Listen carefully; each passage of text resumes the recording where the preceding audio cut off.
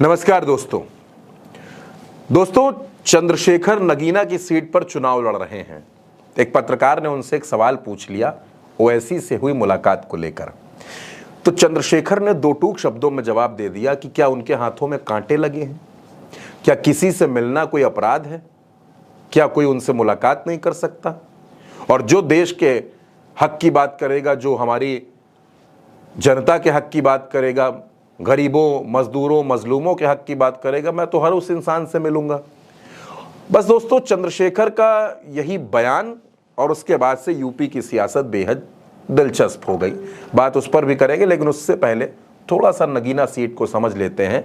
दोस्तों, नगीना रुहेलखंड इलाके में आती है और यहाँ दलित वोटर्स तकरीबन 22% और मुस्लिम 28% के आसपास है। और यही वोटर्स उम्मीदवार की किस्मत तय करते हैं।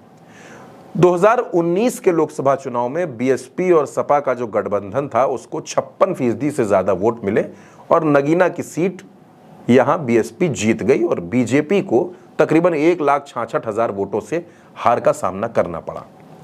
2014 का चुनाव था तो ये सीट बीजेपी के खाते में थी और 2009 में समाजवादी पार्टी के यशवीर सिंह यहां से चुनाव जीते थे। सारे समीकरणों को देखने के बाद चंद्रशेखर ने इस दलित बाहुल्य रिजर्व सीट से उतरने का फैसला किया।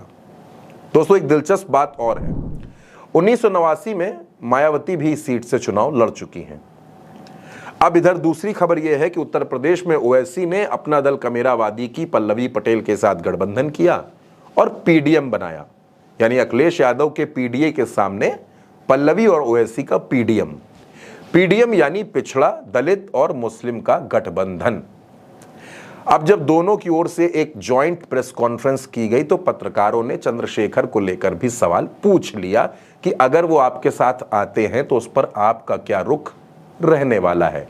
ओवैसी ने उस पर जो कुछ कहा वो भी सुन लेते हैं। अभी मोहतरमा पल्लवी पटेल साहिबा ने कहा कि हम हर एक का वेलकम करने के लिए तैयार हैं। अभी मोहतरमा पल्लवी पटेल साहिबा ने कहा कि हम हर एक का वेलकम करने के लिए तैयार हैं। दोस्तों, उत्तर प्रदेश में 80 लोकसभा सीटें हैं, जिसमें से 17 लोकसभा सीटें रिजर्व्ड हैं, यानी कि आरक्षित हैं। इनमें अगर आप पश्चिमी उत्तर प्रदेश की जाएंगे सीटों को देखने तो उसमें नगीना, बुलंदशहर, हाथरस, आगरा, शाहजहांपुर, हरदोई, मिश्रिक, इधर लखनऊ से सटी आपकी मोहनलालगंज की सीट, इटावा की सीट, जालौन, कौशाम्बी, बाराबंकी, बहराइच, बांसगांव, लालगंज, मछली शहर और रॉबर्ट्सगंज। अब दोस्तों, उत्तर प्रदेश की 40 लोकसभा सीटें तो ऐसी हैं जहां दलित वोटर्स की तादाद 25% से ज्यादा है। सहारनपुर, बिजनौर और नगीना फिलहाल बीएसपी के पास रही हैं 2019 के चुनाव में। लेकिन बीते 5 साल में उत्तर प्रदेश की राजनीति में बहुत कुछ बदल चुका है। चंद्रशेखर ने लगातार अपनी सक्रियता बढ़ाई है। अगर हम दलित वोटर्स की बात करें तो इसमें जो दो धड़े हैं, एक जाटव और एक गैर जाटव। जाटव समाज से खुद चंद्रशेखर भी आते हैं और तकरीबन 12% के आसपास जाटव वोटर्स उत्तर प्रदेश में है। तो जाटव समाज का जो यूथ वोटर है वो चंद्रशेखर के साथ जुड़ता चला जा रहा है। दरअसल 2012 से मायावती से दलित समाज लगातार छिटकता चला जा रहा है, लगातार उसमें दूरी आती चली जा रही है। अब है क्या कि गैर जाटव दलितों में करीब करीब 50 से 60 अलग अलग जातियां और उपजातियां हैं। अब मायावती और चंद्रशेखर दोनों ही जाटव और दोनों ही पश्चिमी उत्तर प्रदेश से आते हैं। दोस्तों, जाटव को बीएसपी का हार्डकोर वोट बैंक माना जाता है और इसी की बदौलत 2007 के चुनाव में जब मायावती ने दलित, ब्राह्मण और मुस्लिम का कॉम्बिनेशन बनाकर सोशल इंजीनियरिंग के फॉर्मूले पर चुनाव लड़ा तो वो उत्तर प्रदेश में मुख्यमंत्री बनी।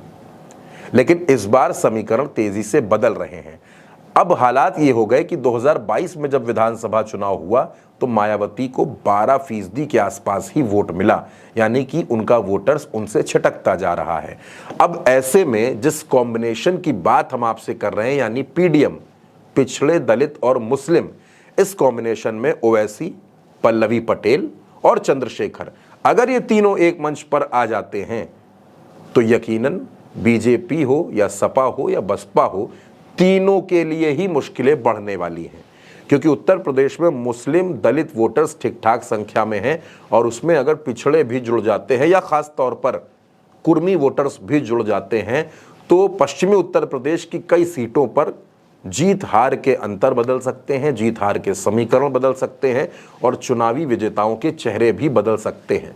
अब चंद्रशेखर जिस सीट पर चुनाव लड़ रहे हैं, नगीना की सीट पर, वहां भाजपा का भी प्रत्याशी है, बसपा का भी प्रत्याशी है, सपा का भी प्रत्याशी है। ऐसे में जब मुकाबला चौतरफा है, लड़ाई चतुष्कोणीय बनी हुई है, तो अगर ओवैसी का साथ चंद्रशेखर को मिल जाता है तो क्या ओवैसी मुस्लिम वोटर्स में बड़ी सेंधमारी करने में कामयाब हो जाएंगे? क्योंकि दलित वोटर्स तो पहले से ही उनके साथ जुड़ता चला जा रहा है। ऐसे में अगर ओवैसी भी उनके साथ जुड़ते हैं, पल्लवी पटेल भी उनके साथ जुड़ती हैं, तो चंद्रशेखर की राहें कुछ आसान जरूर हो सकती हैं। हालांकि अभी तक इस बात की कोई आधिकारिक घोषणा नहीं है कि चंद्रशेखर पीडीएम का हिस्सा बने हैं, लेकिन चर्चाएं तेजी से हो रही हैं।